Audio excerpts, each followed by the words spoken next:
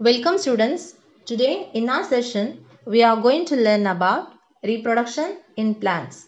This is the 6th chapter in 10th standard biology. Let's start this session with an introduction. Reproduction.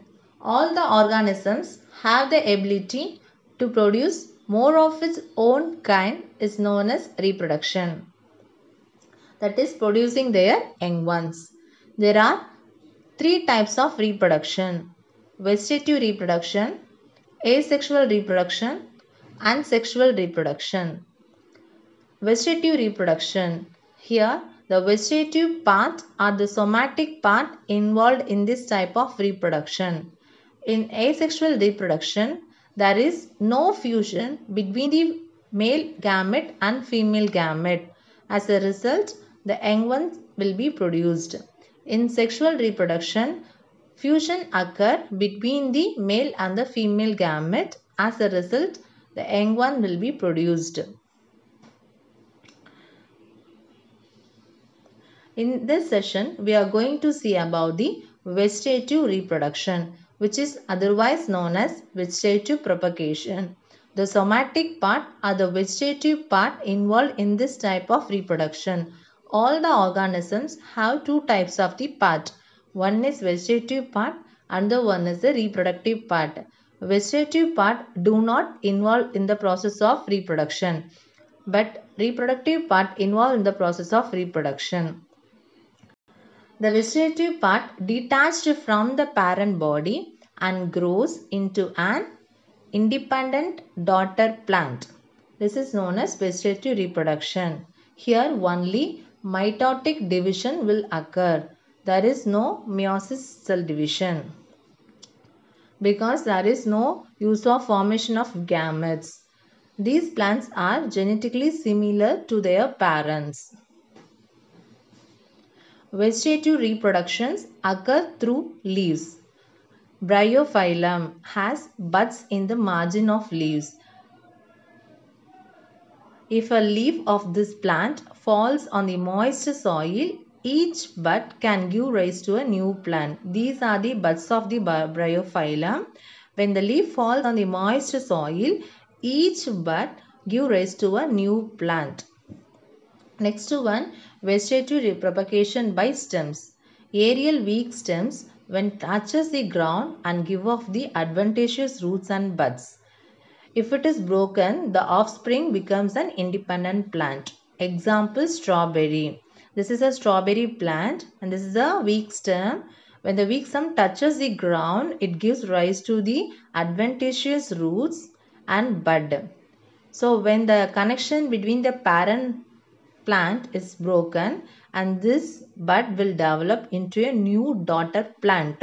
This type of reproduction is known as stem mode of vegetative propagation. Third one is root. Here this is an example of root, sweet potato. The root of the sweet potato give rise to adventitious buds. These buds give rise to a new plant. Next one is bulbils.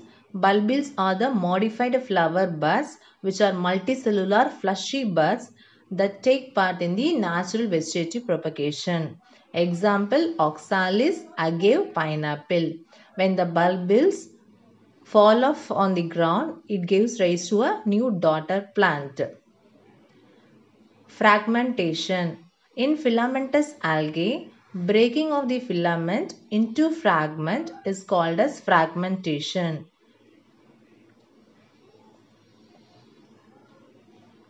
Each fragment have at least one cell may give rise to new filament of the algae by cell division. Example for fragmentation is Spirogyra. This is the structure of the Spirogyra, filamentous structure.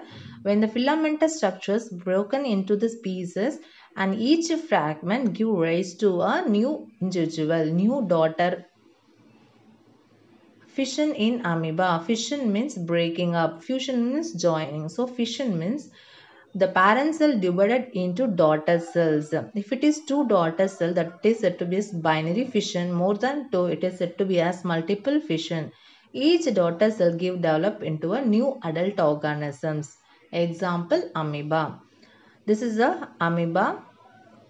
In fission, first the elongation of the nucleus will occur, then the division of the nucleus, followed by the division of the cytoplasm, and then daughter cell will be developed. Budding in yeast.